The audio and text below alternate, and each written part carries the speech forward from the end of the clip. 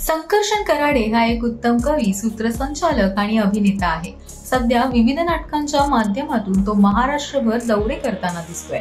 त्याच्या नियम व अटी लागू या नाटकाला प्रेक्षकांचं प्रचंड प्रेम मिळालं. अशातच संकर्षणचं नवं नाटक प्रेक्षकांच्या भेटीस येतंय, ज्याचं नाव आहे कुटुंब कीर्तन.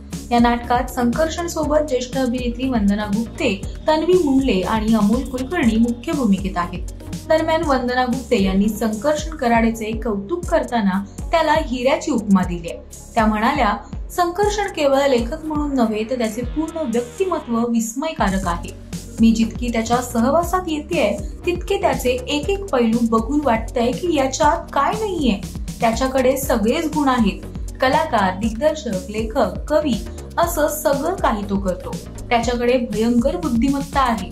35-36 वर्षाच्या वयातच त्याने अनुभवातून नाटक घडवून आणलं. त्याची सगळी नाटकं उत्तम आहेत. त्याचा सगळीकडे संचार आहे आणि म्हणून त्याला संकर्षणपेक्षा संचारषण म्हटलं तरी चालेल.